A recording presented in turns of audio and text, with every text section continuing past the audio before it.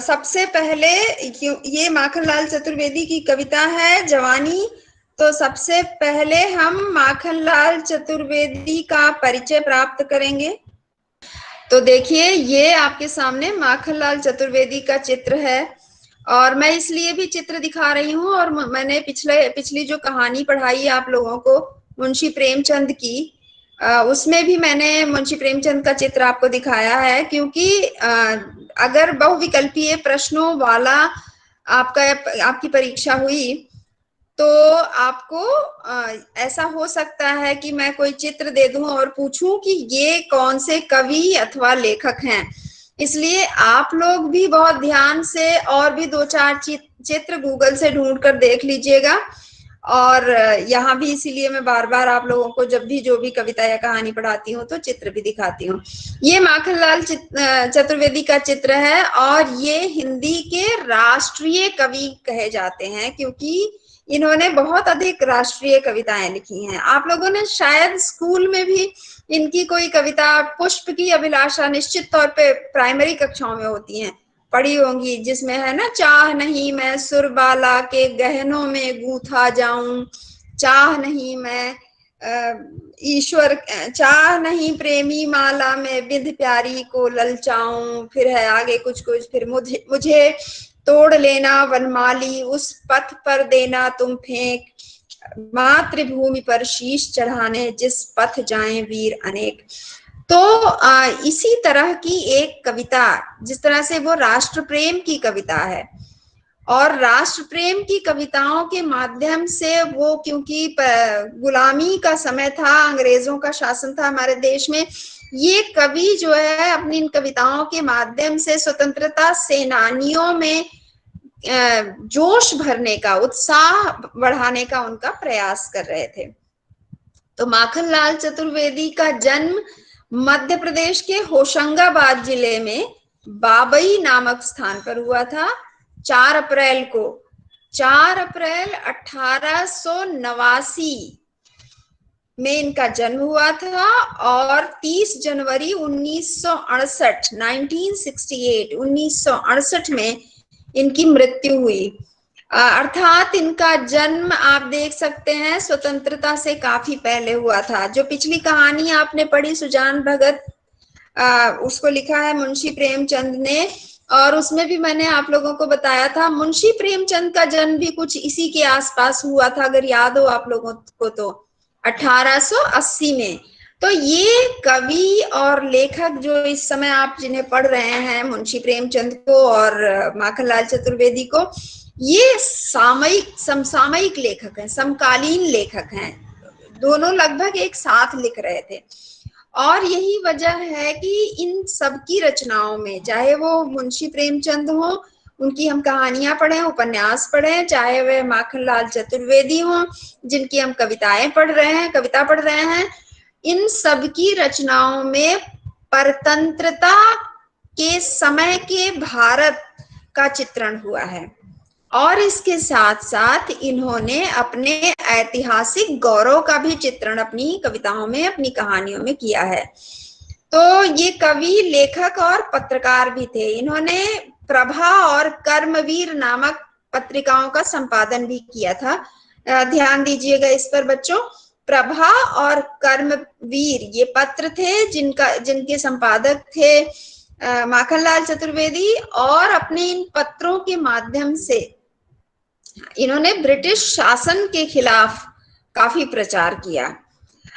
और क्योंकि ये राष्ट्रीय कवि हैं और इनकी कविताएं राष्ट्र प्रेम से भरी हुई हैं, और प्रायः यह देखा गया है, जितने भी कविताएं मैंने पढ़ी हैं, राष्ट्रीय कविताएं, चाहे वो माखनलाल चतुर्वेदी की हों, चाहे वह मैथिली शरण गुप्त की हों, चाहे वह रामधारी सिंह दिनकर की हों, इनकी भाषा बड़ी सरल और सीधी होती है। ये दूसरी कविताओं की तरह प्रतीकों और बिंबों में अधिक बात नहीं करते हैं, सीधे सीधे इनको जो कहना होता है वो कहते हैं। और अभी जो हम कविता पढ़ने वाले हैं, इसमें भी आप देखिएगा माखनलाल चतुर्वेदी इसी प्रकार अपनी बात कहते हैं।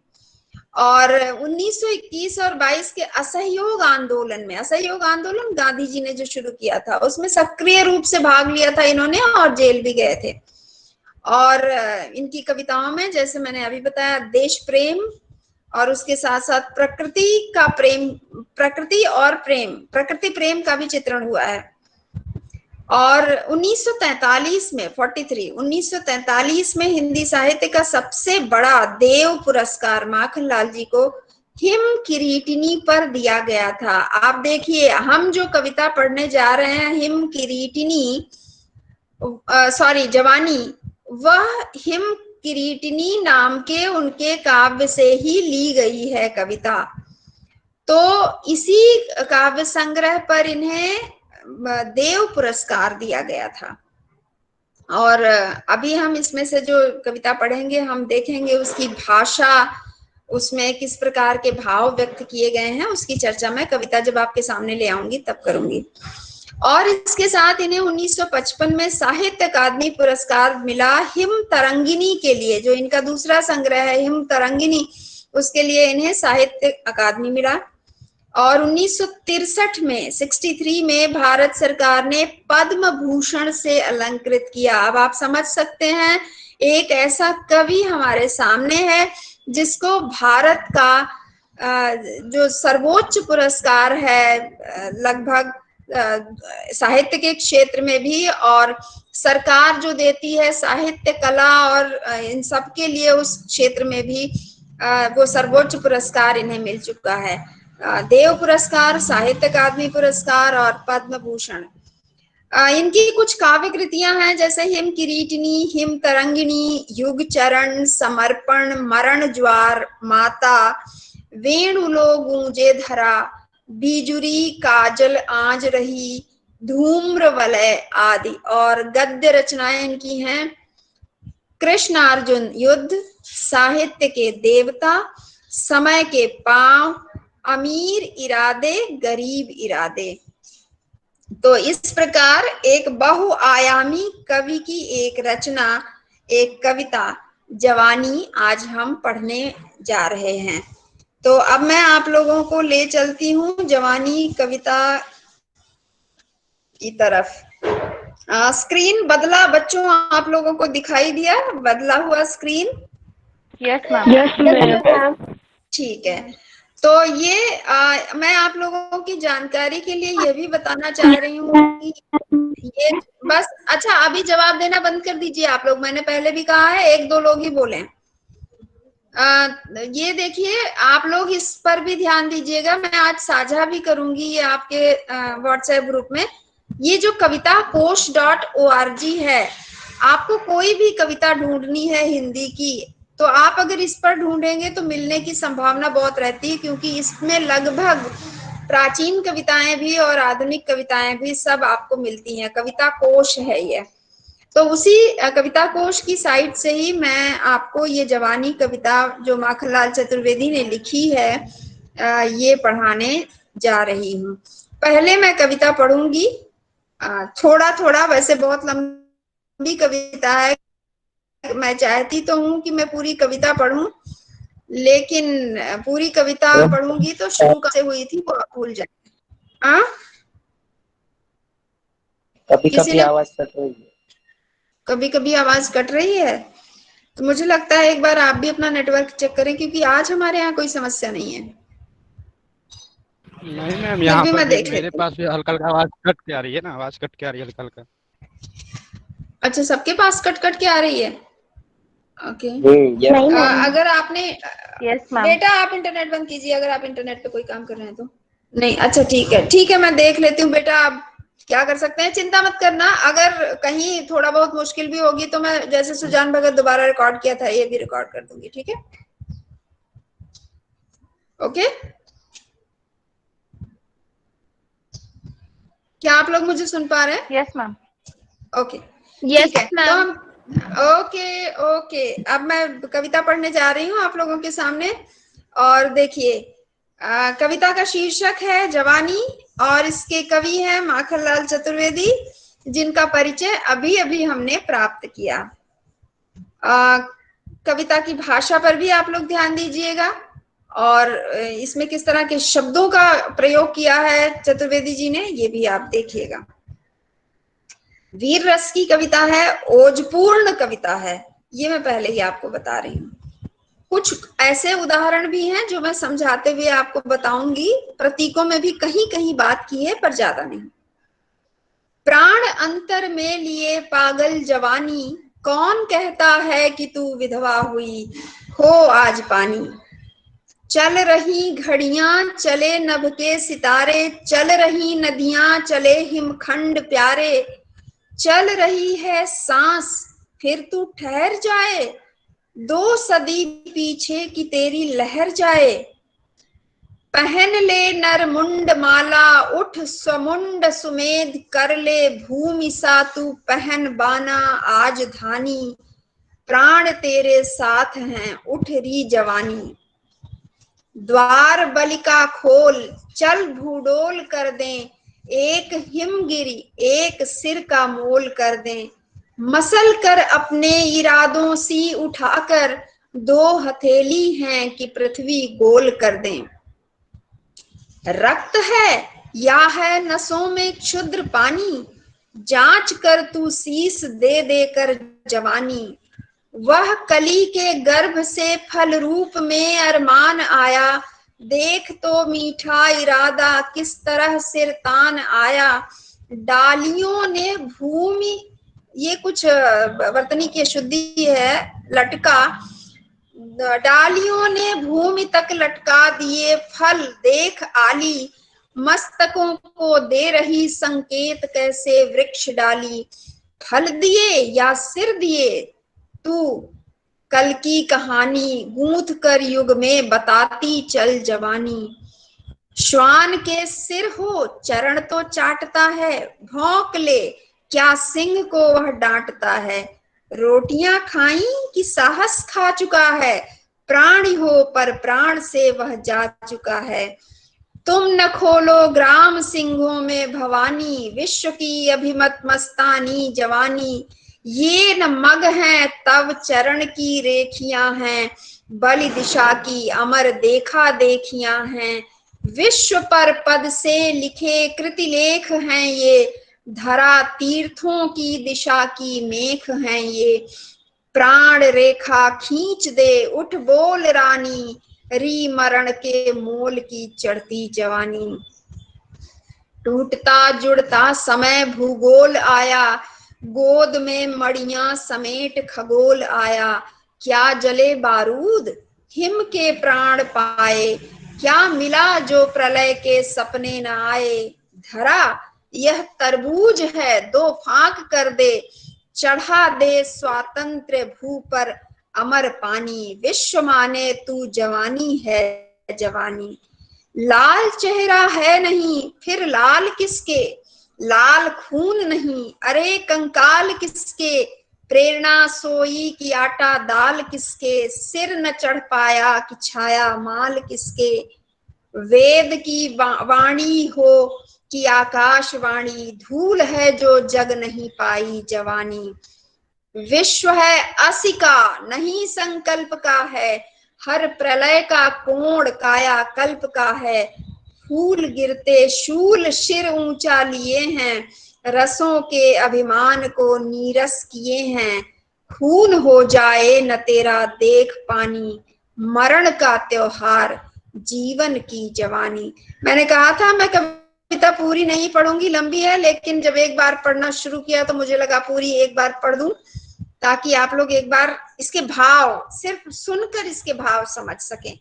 और अब देखिए इस कविता में 2-3 बातें जो कि अभी हमने जब कवि का परिचय प्राप्त किया तो मैंने आपको बताया कि कवि पर गांधी जी के विचारों का भी प्रभाव है।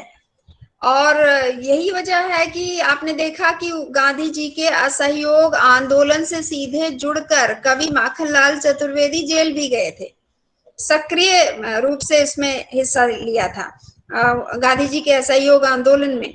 लेकिन आप कविता देखिए उसमें कह रहे हैं समय है असी का, ये तलवार का समय है, बातों से काम नहीं चलने वाला है। तो आप देखिए कवि कहीं तो गांधी जी के विचारों से सहमत होता है, लेकिन कहीं कहीं उनका विरोध करता हुआ भी दिखाई देता है हमको।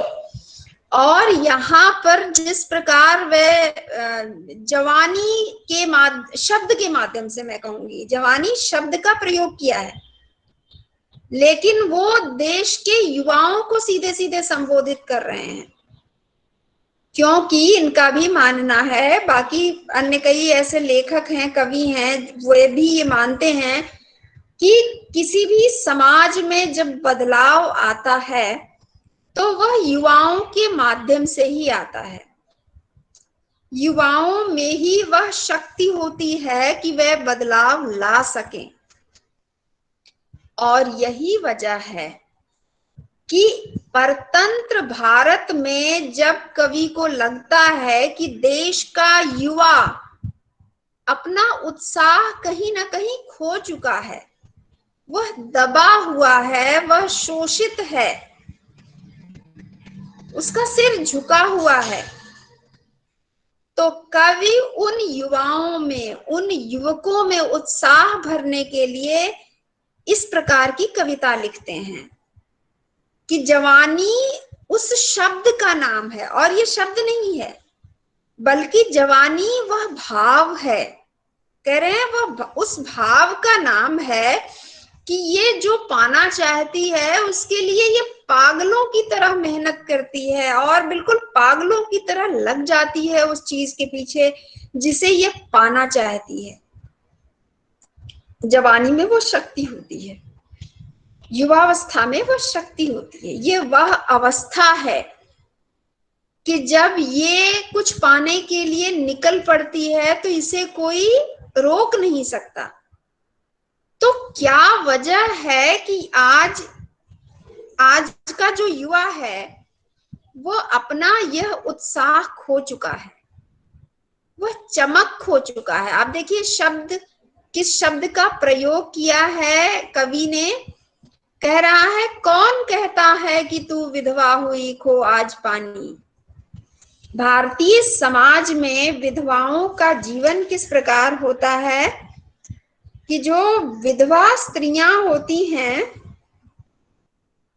वह अपना सारा, उनके लिए जैसे ये दुनिया शुष्क सी हो जाती है और उनका जीवन ही पूरा शुष्क हो जाता है, चमक खो जाती है, सारे साज श्रृंगार वे छोड़ देती हैं और बिल्कुल सादगी पूर्ण जीवन बिताती हैं। और यूं कहें कि वह एक तरह से उनकी भी समाज में यही स्थिति है कि वह कहीं एक कोने में पड़ी रहती हैं, दबी हुई सी। तो इसीलिए कवि युवाओं की तुलना उन विधवाओं से कर रहा है। अंग्रेजी शासन के समय में, ब्रिटिश शासन है ये, आप देखिए। और कवि कह रहा है कि कौन कहता है कि तू विधवा हुई, हे युवाओं, ऐसा समय नहीं है कि तुम अपनी चमक खो दो। और इसीलिए वो प्रश्न कर रहा है, देखिए प्रश्न चिन्ह का प्रयोग है, कौन कहता है कि तू विधवा हुई खो आज पानी। तू अपनी चमक खोकर आज विधवा हो गई है, क्या यही जवानी है? प्रश्न ही प्रश्न है पूरी कविता में। आपने अभी जब मैंने पढ़ी तो देखा होगा। और एक मैं ये भी पानी का मतलब इज्जत भी होती है। आप लोगों ने शायद रहीम का वो दोहा पढ़ा होगा, एक शब्द के कई अर्थ होते हैं, जिसको कहते हैं ना श्लेष, अर्थ चिपका हुआ रहता है। तो रहीम का वो दोहा है ना कि रहीमन पानी राखिए बिनु पानी सब सून, पानी गए न उबरे मोती मानुष चून। वहां पर भी रहीम मनुष्य के लिए पानी का जो अर्थ है इज्जत, सम्मान, एक बार अगर व्यक्ति का सम्मान खो जाए तो व्यक्ति अपने उस पूर्व रूप में, जैसे वो स्वाभिमान के साथ जिया करता था, वैसे जी नहीं पाता। तो कवि इस कविता के माध्यम से युवाओं को भारत के पूर्व स्वाभिमान की याद दिला रहे हैं कि ये वो देश है, ये चंद्रगुप्त मौर्य का देश है, ये वीर शिवाजी का देश है, ये महाराणा प्रताप का देश है। तो आज का युवा कैसे अपना वो स्वाभिमान खो चुका है। और इसीलिए कवि प्रश्न कर रहा है कौन कहता है कि तू विधवा हुई, खो आज पानी। क्या आज तेरा स्वाभिमान खो गया है कहीं, जो तू प्राण अपने अंदर में लिए हुए है। हे पागल जवानी, जो तू आज दबी हुई है, कौन कह रहा है कि तेरा वो स्वाभिमान खो गया है। और आगे फिर कवि कुछ उदाहरण देता है, देखिए आप। चल रही घड़ियां, चले नभ के सितारे, चल रही नदियां, चले हिमखंड प्यारे, चल रही है सांस, फिर तू ठहर जाए, 2 सदी पीछे की तेरी लहर जाए। आप यहाँ इस अंतिम लाइन से आप अर्थ समझने का प्रयास कीजिए। 2 सदी पीछे की तेरी लहर जाए। कवि कह रहा है युवाओं से, यदि आज हे युवा, यदि आज तू चुप रह गया तो देश 200 वर्ष पीछे चला जाएगा। और क्यों? आवश्यकता है चलने की, उठ पड़ने की, चल पड़ने की। कवि कह रहा है, देखिए इतने उदाहरण देकर कह रहा है, चल रही घड़ियां, समय चलता जा रहा है। यहाँ घड़ी का मतलब ये जो दीवार पे लटकाते हैं हम, या जो हाथ में लगाते पहनते हैं, वो घड़ी नहीं है। ये घड़ी मतलब समय। चल रही घड़ियां, समय बीतता जा रहा है, समय चल रहा है अपनी गति से। चले नभ के सितारे, आसमान में तारे भी चल रहे हैं, वो भी नहीं रुके हुए हैं। चल रही नदियां, नदियां भी नहीं रुकी हैं, वो बह रही हैं, चल रही हैं। और चले हिमखंड प्यारे, कभी कभी हिमखंड भी टूटते हैं और फिसलते हैं। और हिमखंड टूटते हैं, पिघलते हैं, फिसलते हैं, इसीलिए तो नदियों में पानी है। तो हिमखंड मतलब जमी हुई बर्फ भी चल रही है, ये भी प्रतीक है। आप देखिए कि जमी हुई बर्फ भी जब समय आता है उसको चलने का, पिघलने का, तो वो भी पिघलती है और चल पड़ती है। चले हिमखंड प्यारे, हे प्रिय युवाओं, देश के युवाओं। ये सब तो प्रकृति के ये सारे जितने भी अंग उपांग हैं, ये सब चल रहे हैं। और चल रही है सांस, तुम्हारे भीतर में सांस भी चल रही है, इसीलिए तो जीवित हो, बायोलॉजिकली, जैविक रूप से। तो चल रही है सांस, फिर तू ठहर जाए। जब सांस चल रही है तो तू क्यों रुक गया है, हे युवा? क्यों 2 सदी पीछे चला जाए देश?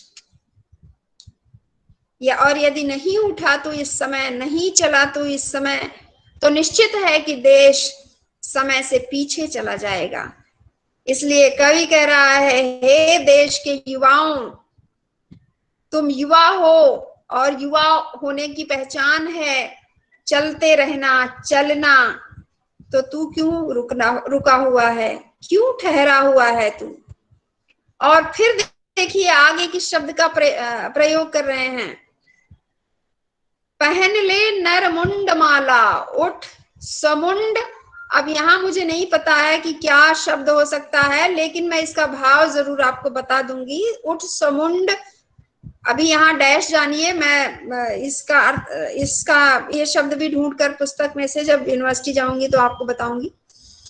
पर अभी आप देखिए, पहन ले नरमुंड माला। नरमुंड माला मनुष्य के सिरों की माला कब पहनेगा व्यक्ति?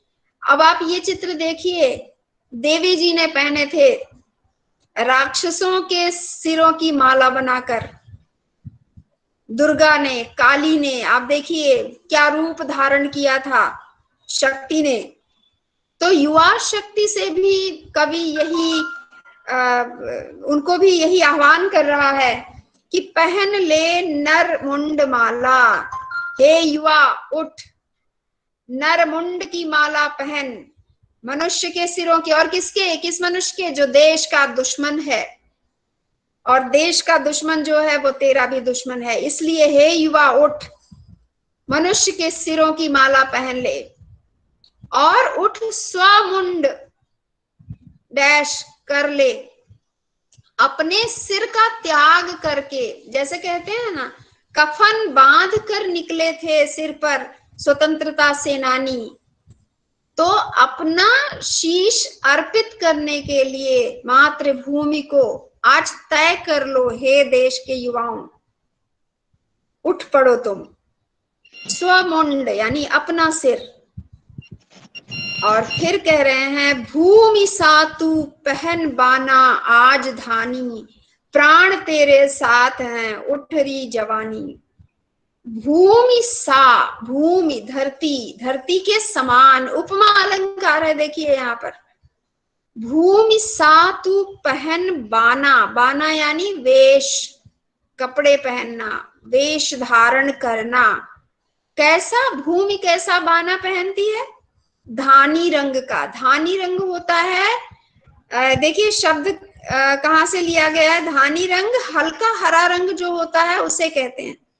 और ये रंग होता है धान के खेतों का, जो धान की फसलें होती हैं उसका जो हरा रंग होता है, धान की पत्तियों का, उसी से ये इस रंग का नाम बना है धानी। तो भूमि सातु पहन बाना आज धानी, क्योंकि भूमि ने धानी बाना जब पहना हुआ होता है, इसका मतलब वह समृद्धि प्रदान कर रही होती है, विकास का प्रतीक होता है हरा रंग। तो यहाँ भी कवि भूमि के समान आगे बढ़ने को कह रहा है युवाओं से, धानी रंग का बाना पहनकर देश के विकास के लिए, आगे बढ़ने के लिए युवाओं का आह्वान कर रहा है कवि यहाँ पर। भूमि सातु पहन बाना आज धानी, कवि कह रहा है हे युवा, आज तू भूमि के समान, धरती के समान धानी रंग का वेश धारण कर। और फिर प्राण तेरे साथ हैं उठ रही जवानी। अभी पीछे कहा था ना, चल रही है सांस फिर तू ठहर जाए, और जब सांस चल रही है यानी कि प्राण है अभी तेरे शरीर में, तो प्राण तेरे साथ हैं उठ रही जवानी। जब तक जीवन है कभी किसी की पराधीनता स्वीकार नहीं करनी चाहिए। और यही बात तुलसीदास जी ने रामचरितमानस में भी कही है, पराधीन सपने हो सुख नाही। जो पराधीन होता है उसे कभी सुख प्राप्त नहीं होता। इसलिए स्वतंत्रता प्राप्ति के लिए हे देश के युवाओं उठ खड़े हो और अपने प्राणों का भी बलिदान देने के लिए तत्पर हो जाओ।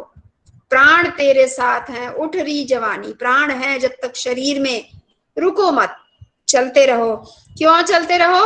क्योंकि उदाहरण दिया अभी कवि ने, चल रही हैं घड़ियां, चल रही घड़ियां चले नभ के सितारे, चल रही नदियां चले हिमखंड प्यारे, चल रही है सांस फिर तू ठहर जाए। तो जब सब कुछ चल रहा है, प्रकृति चल रही है, सांस चल रही है, तो तेरे रुकने का कोई कारण नहीं है। इसलिए हे युवा उठ और चल। फिर कह रहे हैं कवि, द्वार बलिका खोल चल भूडोल कर दें, एक हिमगिरी एक सिर का मोल कर दें, मसल कर अपने इरादों सी उठाकर दो हथेली हैं कि पृथ्वी गोल कर दें। देखिए कितनी बड़ी बात कह रहा है कवि। जो युवा यह ठान ले, कुछ भी उसके लिए असंभव नहीं है। इसीलिए कहा जाता है ना, वो एक अंग्रेजी में भी एक कहावत है, नथिंग इज इम्पॉसिबल, असंभव कुछ भी नहीं है। अगर इरादे मजबूत हों, अगर इरादे पक्के हों, तो कुछ भी असंभव नहीं है। और अंतिम पंक्ति से फिर से मैं इसका अर्थ उठा रही हूं, आप देखिए, दो हथेली हैं कि पृथ्वी गोल कर दे। जिसके इरादे मजबूत हों वो इस पृथ्वी के भी दो टुकड़े कर सकता है, इसे मसल सकता है। और इसीलिए कवि कह रहा है, मसल कर अपने इरादों सी उठाकर दो हथेली हैं कि पृथ्वी गोल कर दे। हे देश के युवा उठ जा, चल। कह रहे हैं द्वार बलि का खोल, चल भूडोल कर दे, बलि देने के लिए तैयार हो जा। द्वार बलि का खोल, बलि देने के लिए, देश के लिए, अपने प्राणों की बलि देने के लिए निकल पर। और व्यक्ति को किसका मोह होता है? प्राणों का ही मोह होता है। एक बार अगर किसी ने ठान लिया और एक बार ये सोच लिया कि अब मुझे प्राणों का भी अगर बलिदान देना पड़े तो कोई बात नहीं, लेकिन पराधीनता अब और सही नहीं जाएगी, तो उसके लिए मुझे लगता है कुछ भी असंभव नहीं है। और कवि यहाँ पर यही कहने का प्रयास कर रहा है, द्वार बलि का खोल चल भूडोल कर दें, एक हिमगिरी एक सिर का मोल कर दें। एक एक चट्टान की तरह खड़े हो जाओ सब लोग, और एक हिमगिरी हिमालय पर्वत एक सिर का मोल कर दे। एक एक जो शिखर है पर्वतों का हमारे देश का, क्योंकि ये हमारी सीमाएं हैं, कहीं से भी हमारी सीमाओं में कोई घुस ना आए, इसलिए बलि देने के लिए तैयार हो जाओ। और ये कविता आज जब हम पढ़ रहे हैं, आप देखिए दो बड़ी महत्वपूर्ण घटनाएं घटित हो रही हैं। एक, जैसा कि जब अभी ये कक्षा शुरू हो रही थी तो किसी ने पूछा था और कहा था कि आज वायुसेना दिवस है। आप देखिए वायुसेना दिवस के दिन हम इस वीर रस की कविता को समझ रहे हैं, को पढ़ रहे हैं। और दूसरी चीज, आप देश जिस प्रकार देश की सीमाओं पर संकट है, चीन का विवाद, पाकिस्तान का विवाद, ऐसे में भी आज भी ये कविता, भले ही ये कविता उस समय लिखी गई थी जब देश स्वतंत्र नहीं था, और जब उस समय स्वतंत्रता आंदोलन में लग पड़ने के लिए कवि देश के युवाओं से यह आह्वान करके कह रहा था कि अपने प्राणों की बलि देने के लिए तैयार हो जाओ। आज भी मुझे लगता है कि देश की रक्षा के लिए, और जरूरी नहीं है देश की रक्षा के लिए सीमाओं पर जाकर अपने प्राणों की बलि ही दी जाए, कई तरह से देश की रक्षा की जा सकती है। देश के स्वाभिमान की रक्षा की जा सकती है, अपनी भाषा की सुरक्षा करके, अपनी संस्कृति की सुरक्षा करके। तो आज भी ये कविता उतनी ही प्रासंगिक है जितनी उस समय थी जब कवि ने इसे लिखा था। तो कवि कह रहे हैं, द्वार बलि का खोल, चल भूडोल कर दे, हिला के रख दे ये पृथ्वी। और ये प्रतीक है, हिला के रख देने का मतलब शाब्दिक अर्थ नहीं है इसका, यहाँ पर प्रतीक है कि लोग हिल जाएं, उनका साहस हिल जाए। किसका साहस? जो देश के दुश्मन हैं। तो इसलिए एक हिमगिरी एक सिर का मोल कर दें। हमारे लिए हिमगिरी का, पर्वत का, हिमालय का एक एक शिखर बड़ा महत्वपूर्ण है। कहीं से कोई सीमाओं में हमारी प्रवेश ना कर जाए, हमारी पृथ्वी को, हमारी भूमि को, हमारी मातृभूमि को नुकसान ना पहुंचाए। इसलिए अपने सिरों का बलिदान देने के लिए हे युवाओं तुम तैयार रहो। और फिर कह रहे हैं मसल कर। आप देखिए कॉमा का प्रयोग है, और इन विराम चिन्हों का भी अर्थ होता है जब हम कविता पढ़ रहे हो या कोई भी रचना पढ़ रहे हो। मसल कर, रुकिए थोड़ा, मसल कर अपने इरादों सी उठाकर दो हथेली हैं कि पृथ्वी गोल कर दे। अब इसे अगर मैं सीधे शब्दों में कहूं, एक वाक्य बनाकर, तो यही है कि हे युवाओं, तुम्हारी ये जो दो हथेलियां हैं, इनमें पृथ्वी को उठाकर अपने इरादों के समान उन्हें मसल दो। इरादे कैसे हैं? चट्टान की तरह हैं, और मसल कर पृथ्वी को गोल कर सकते हैं, इतनी ताकत है उसमें। इरादों सी, उपमा अलंकार एक बार फिर से, अभी पहले भी मैंने बताया था, भूमि सी, वहां भी उपमा अलंकार। और उपमा अलंकार कहाँ होता है बच्चों? जब किसी एक वस्तु की तुलना किसी दूसरी वस्तु से की जाती है। तो यहाँ पर इरादों के समान, जो इरादे पक्के हैं, ठीक उसी प्रकार हथेलियां भी आपकी हैं, बड़ी मजबूत, बड़ी ताकतवर। इसलिए कवि कह रहा है, युवाओं अपनी इन दोनों हथेलियों से उठाओ इस पृथ्वी को और गोल कर दो। इसका मतलब है शक्ति। अब इन शब्दों के माध्यम से युवाओं में शक्ति भरने का प्रयास, वीरता, ओज भरने का प्रयास कर रहा है कवि। तो द्वार बलि का खोल, चल भूडोल कर दें, एक हिमगिरी एक सिर का मोल कर दें, मसल कर अपने इरादों सी उठाकर दो हथेली हैं कि पृथ्वी गोल कर दें। और बच्चों, जब आप ये कविता पढ़ रहे हैं तो आपको ये भी समझना चाहिए कि कविताओं के अर्थ समय के अनुसार लिए जाते हैं। उस समय आवश्यकता थी देश के युवाओं को देश के लिए बलिदान होने की, स्वतंत्रता आंदोलन में सक्रिय रूप से हिस्सा लेने की। तो इसलिए उस समय कवि को यह कहना पड़ रहा था कि अपने सिरों का मोल देकर भी स्वतंत्रता प्राप्त करो। लेकिन आज के युवाओं को लड़ने की जरूरत है देश की जो वर्तमान समस्याएं हैं उनसे। और जैसा कि मैंने अभी जब मैं शुरू में अभी पढ़ रही थी और कुछ बातें आप लोगों से कर रही थी, तब भी मैंने बताया था, जब मैं तामसिक भोजन की बात कर रही थी, कि वे तामसिक अन्न ग्रहण करने वाले ही लोग होते हैं जो हाथरस जैसे कांड करते हैं, जो हाथरस में अभी हुआ है, या इसके पहले भी निर्भया कांड हुआ था। तो तुम जैसे युवाओं को आवश्यकता है कि देश में जो इस प्रकार की समस्या है उनके खिलाफ युद्ध करो, उनके खिलाफ आवाज दो, आवाज उठाओ। देखिए कवि आगे क्या कह रहा है, रक्त है, प्रश्न है, देखिए प्रश्न चिन्ह और इन विराम चिन्हों का अर्थ है, रक्त है या है नसों में क्षुद्र पानी, जांच कर तू शीस दे देकर जवानी। देखिए ये कितनी बड़ी बात कह रहा है कवि, खून है नसों में या नहीं है, यह सारा पानी हो गया है, प्रतीक है ये, कहते हैं ना नसों में खून बह रहा है, और ये जो रक्त का प्रवाहित होना यानी जीवित होने का प्रमाण है। तो कवि कह रहा है कि नसों में रक्त है या पानी हो गया है। अगर रक्त है, प्रश्न है यहाँ पे, अगर रक्त है तो लग जाओ इस नेक कार्य में। और इसका प्रमाण किस प्रकार देने की बात कर रहा है, कह रहा है जांच कर लो।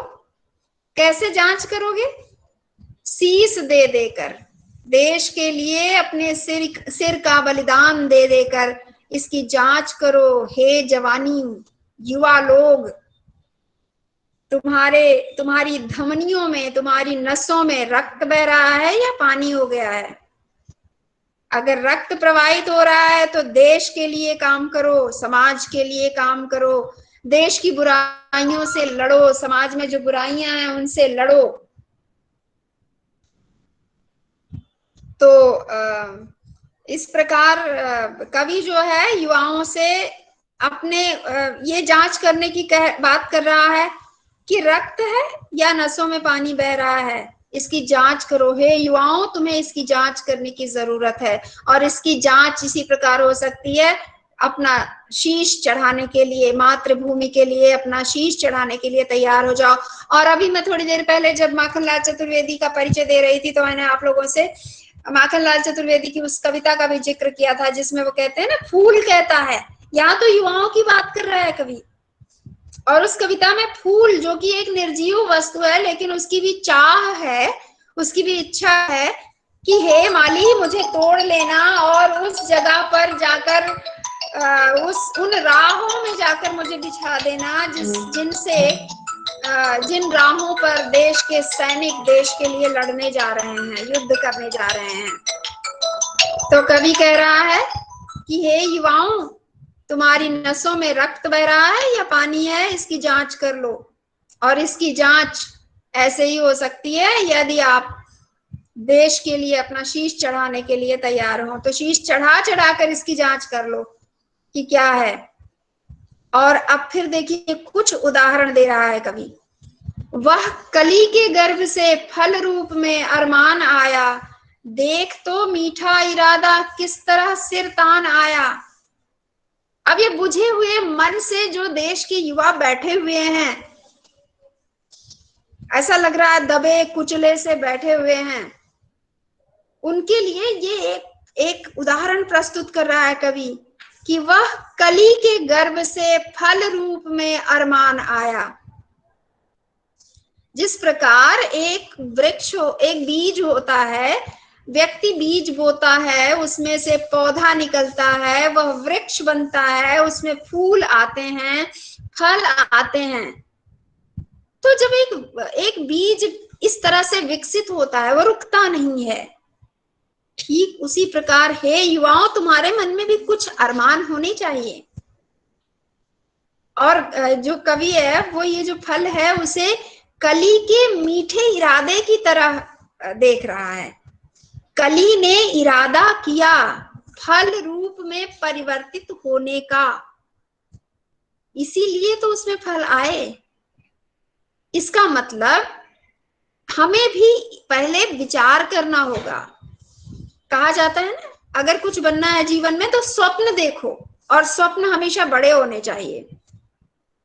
जो व्यक्ति स्वप्न देखेगा वही उसे पूरा करने के लिए मेहनत करेगा, और एक बार अगर कोई मेहनत करने की ठान ले, परिश्रम करने की ठान ले, तो परिश्रम का कोई विकल्प ही नहीं है। सारी कायनात लग जाती है उसे उसका स्वप्न पूरा कराने में। तो कवि यहाँ देखिए यही कह रहा है, कली ने यह इरादा किया और उसका ये मीठा इरादा था, बड़ा सुंदर सा स्वप्न था, विचार था, जो फल रूप में प्रकट हुआ। ये उसका अरमान था। अरमान वही स्वप्न। हमारे भी अरमान होते हैं, आपके भी अरमान होंगे। आप पढ़ाई कर रहे हैं, पढ़ाई करके आगे चलकर देश के अच्छे नागरिक बनेंगे, कुछ अच्छा काम अपने जीवन में करेंगे जिससे माता पिता का नाम रोशन हो, आपके शिक्षकों का नाम रोशन हो, समाज के लिए आप कुछ कर सकेंगे।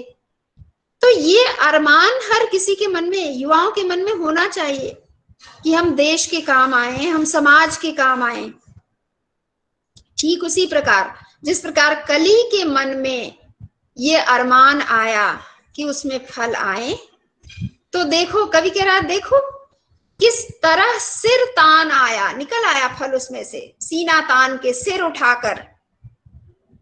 ठीक उसी प्रकार हे देश के युवाओं, तुम्हें भी इरादे करने की आवश्यकता है। और इरादे भी कैसे? चट्टान की तरह इरादे करने की आवश्यकता है। तुम्हारे इरादे दृढ़ होने चाहिए, संकल्प दृढ़ होने चाहिए। और देखिए, इसीलिए जब कली ने इरादा किया, फल अपना सिर तान के निकल आया, और जब फल निकला तो डालियों ने लटका दिए फल, देख आली, भूमि तक। कहां तक? भूमि तक लटका दिए फल, देख आली। आली मतलब सखी, हे सखी देख। और ये संबोधन होता है, गुजराती में भी इस प्रकार के संबोधन होते हैं, गुजराती भाषा में भी। तो कह रहे हैं देखो, और ये किसका प्रतीक है? देखिए, ये बहुत सुंदर सा एक चित्र उपस्थित कर रहा है कि जब कलियों ने यह इरादा किया कि उनमें से फल प्रकट हों, तो उनका वह इरादा फल रूप में प्रकट हुआ। और फल रूप में प्रकट हुआ, जब फल लगे जिन डालियों में, वो डालियां झुक गई। आपने पहले भी पढ़ा होगा कविता, फूलों से नित हंसना सीखो, भौरों से नित गाना, तरु की झुकी डालियों से नित सीखो शीश झुकाना। तो वृक्षों की डालियां फल लगने पर झुक जाती हैं। ठीक उसी प्रकार हे देश के युवाओं, ये झुकी हुई डालियां तुम्हें संकेत दे रही हैं कि यदि, बहुत ध्यान से सुनना, ये बहुत सुंदर सा बिंब है बच्चों, ये झुकी हुई डालियां देश के युवाओं को संकेत दे रही हैं कि युवा अगर अपने इरादे मजबूत करेगा तो देश के दुश्मनों का सिर भी झुक जाएगा। आगे की लाइन देखिए, मस्तकों को दे रही संकेत कैसे वृक्ष डाली। वृक्ष और डाली, या वृक्षों की डालियां मस्तकों को किस प्रकार संकेत दे रही हैं? या तो युद्ध करो, उनके मस्तक झुका दो जो तुम्हारे सामने खड़े हैं तुम्हारे देश को नुकसान पहुंचाने के लिए, या तो अपने शीश की बलि दे दो। दो में से एक करना पड़ेगा। तो दोनों मस्तकों को झुकाने का संकेत इन डालियों से प्राप्त हो रहा है। अगर रक्त बह रहा है तुम्हारी नसों में, तो इरादे मजबूत करो और झुका दो उनका सिर, या फिर शीश देकर ये जांच कर लो, देश के लिए कुछ किया, इसका प्रमाण भी दे दो। तो ये जो वृक्षों की डालियां हैं, ये दोनों प्रकार के संकेत दे रही हैं यहाँ पर।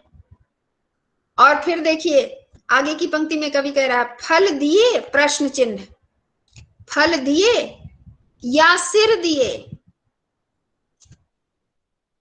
इन दोनों की कहानी गूंथ कर युग में बताती चल जवानी। फल यहाँ पर क्या है? परिणाम है।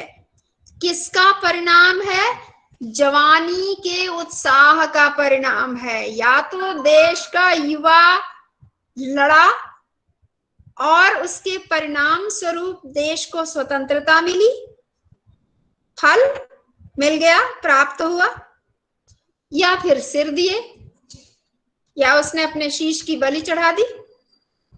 और ये दोनों ही क्रियाएं युगों तक तुम्हारी कहानियां लोगों को सुनाएंगी, आगे आने वाली पीढ़ियों को सुनाएंगी। तो इसलिए हे युवा, इस कहानी को बताते चलो, या तो परिणाम दो या तो सिर दो, इसके अतिरिक्त कुछ और नहीं। मुझे याद आ रहा है वो नारा, तुम मुझे खून दो मैं तुम्हें आजादी दूंगा। आवश्यकता है या तो खून दो और या तो परिणाम दो। स्वतंत्रता, परिणाम, फल एक ही हो सकता है उस समय का, स्वतंत्रता। तो फल दिए या सिर दिए, इन दोनों की कहानी गूंथ कर युग में बताती चल जवानी। गूंथ कर, दोनों एक साथ गूंथ कर युगों युगों तक आने वाली पीढ़ियां भी गाती रहेंगी। आज भी हम भगत सिंह की जयंती मनाते हैं, शहीद दिवस मनाते हैं, हम याद करते हैं सुखदेव को, हम याद करते हैं सुभाष चंद्र बोस को, हम महात्मा गांधी को याद करते हैं। क्यों याद करते हैं? क्योंकि इन लोगों ने कुछ तो किया ऐसा। हम याद करते हैं चंद्रशेखर आजाद को, क्यों याद करते हैं? क्योंकि इन्होंने फल दिए या सिर दिए। यही जो कवि कह रहा है, दो प्रश्न, फल दिए या सिर दिए। या तो स्वतंत्रता मिली या इन्होंने अपने शीश चढ़ा दिए स्वतंत्रता प्राप्ति के लिए। तो कवि कह रहा है फल दिए या सिर दिए, इन दोनों की कहानी गूंथ कर युग में बताती चल जवानी। और देखिए आगे, अब धीरे धीरे कवि का जो गुस्सा है ना वो बढ़ता जा रहा है। आप देखिए कविता में कहते हैं कि श्वान के सिर हो चरण तो चाटता है, या तो तू बहुत बहुत इस तरह के शब्द का प्रयोग कर रहा है कि कुत्ते के समान है जो चरण चाट रहा है, अंग्रेजों के चरण। और ये किसके लिए कह रहा है कवि? कुछ तो ऐसे थे उस समय भी देश में जो जाके अंग्रेजों के तलवे चाटने लगे थे, जिनके कारण देश हमारा गुलाम हुआ था। उनको उसी में सुख प्राप्त हो रहा था। तो कवि सीधे शब्दों में यही बात कह रहा है, श्वान के सिर हो चरण को चाटता है, भौंक ले क्या सिंह को डांटता है। और ये अंग्रेजों को भी कुत्ता कह रहे हैं कि वो भौंक ले, वो सिंह को क्या डांटेगा। किसको सिंह कह रहा है कवि? जो देश के लिए, जो युवा देश के लिए लड़ रहे हैं, जिसमें आप भगत सिंह का नाम ले सकते हैं, चंद्रशेखर आजाद का नाम ले सकते हैं, या दूसरे हजारों लाखों लोग। ये तो कुछ नाम है जो हमारे सामने आते हैं।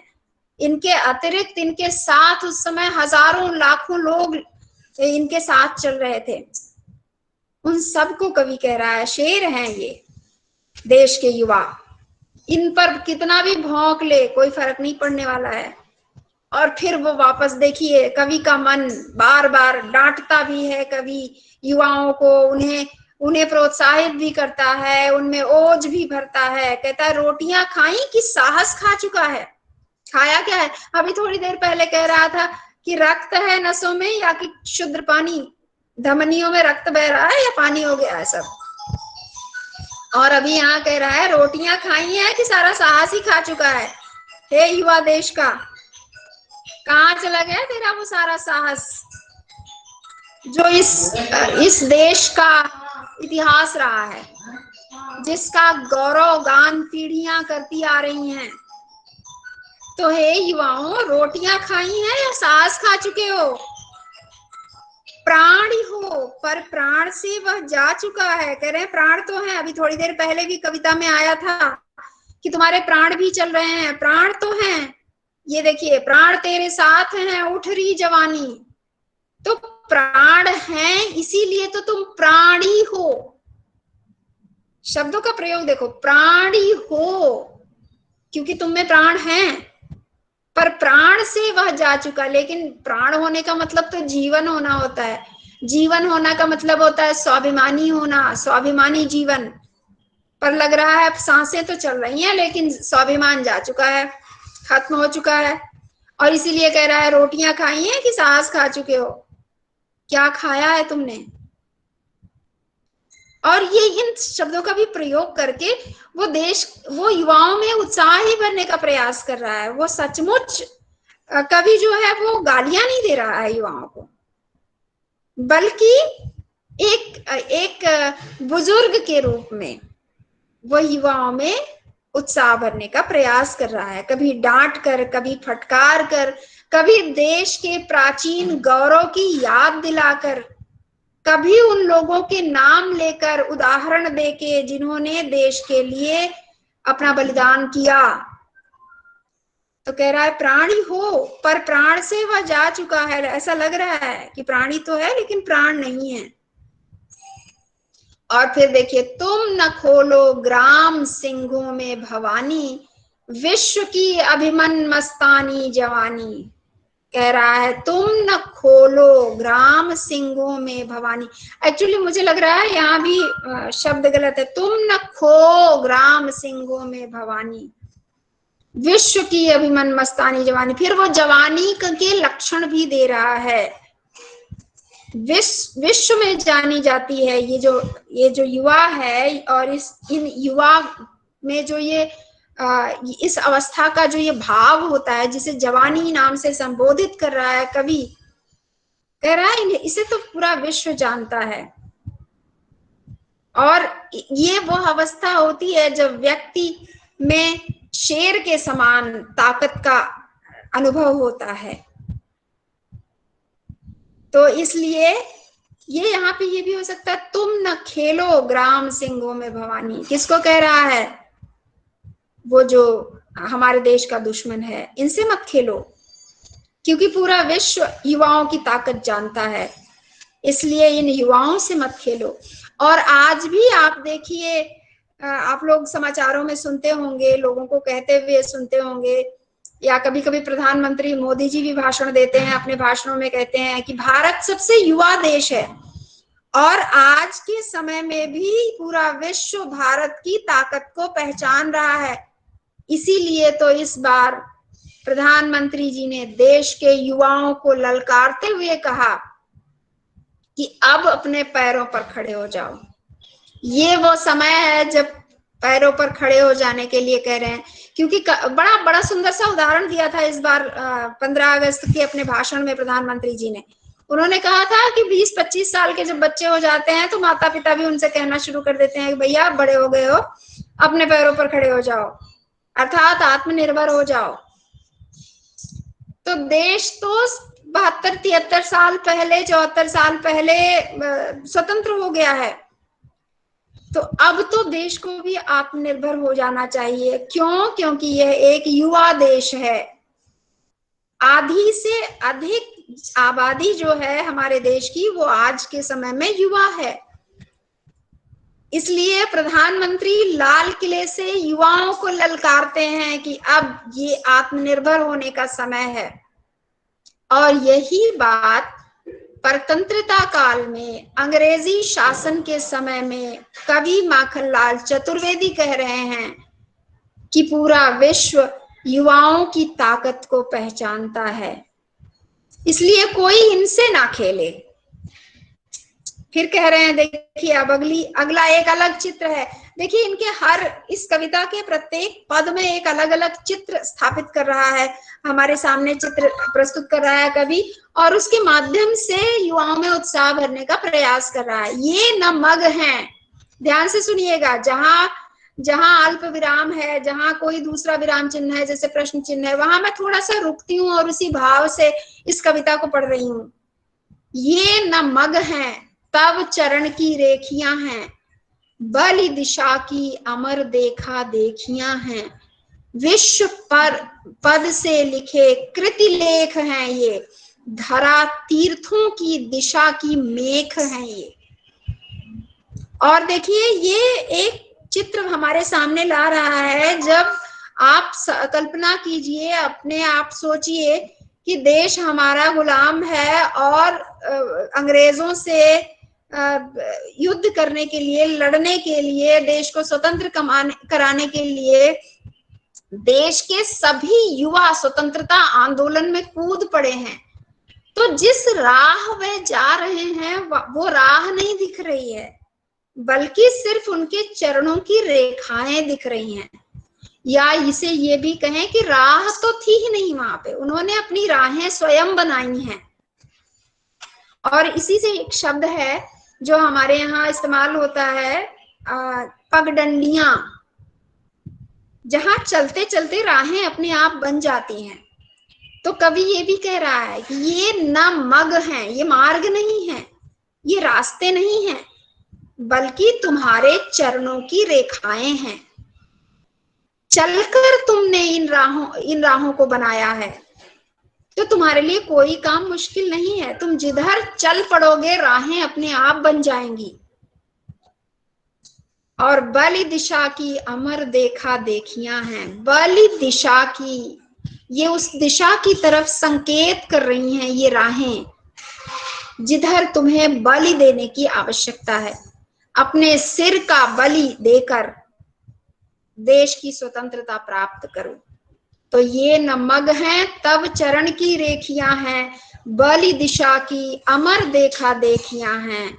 विश्व पर पद से लिखे कृति लेख हैं ये, धरा तीर्थों की दिशा की मेख हैं ये। देखिए कई चीजें कह रहा है कवि।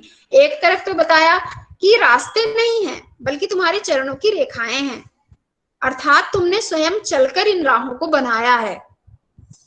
और ये राहें तुम्हें उस दिशा की तरफ ले जा रही हैं जहां पर तुम्हें बलि देकर अमर हो जाना है। बलि दिशा की अमर देखा देखियां हैं, तुम्हें अपने सिर की बलि देकर अमर होना है।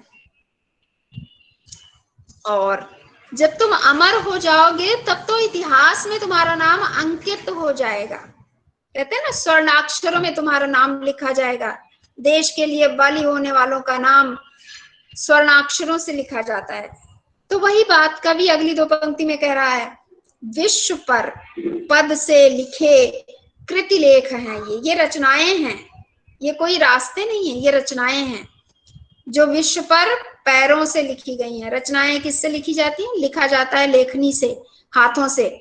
लेकिन ये वह अमर रचनाएं हैं जो पैरों से लिखी गई हैं, और इन पद चिन्हों पर लोग चलेंगे।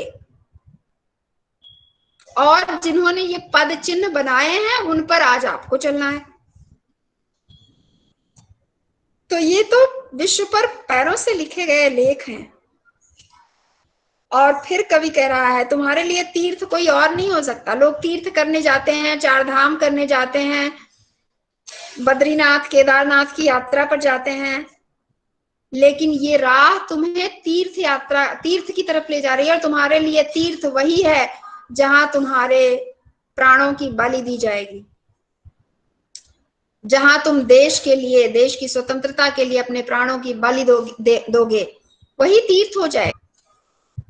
तो इसलिए धरा तीर्थों की दिशा, ये उस पृथ्वी की दिशा है जो तीर्थ बन गई है। वो धरा जो तीर्थ बन गई है या बनेगी, ये उसी की दिशा बता रहे हैं। ये राहें जो हैं, और इसलिए करें धरा तीर्थों की दिशा की मेख हैं ये। मेख, ये भी एक पतली लकीर जिसको कहते हैं, ये वो लकीर है जो उस धरा की तरफ, उस दिशा की तरफ ले जा रही है जो तीर्थ है। और तुम्हारे हर वो जगह तीर्थ हो जाएगी जहां पर तुम देश के लिए अपने प्राणों की बलि दोगे। हे युवाओं, इसलिए चलो, क्योंकि तुम्हारे आज के पद चिन्ह आगे चलकर दूसरों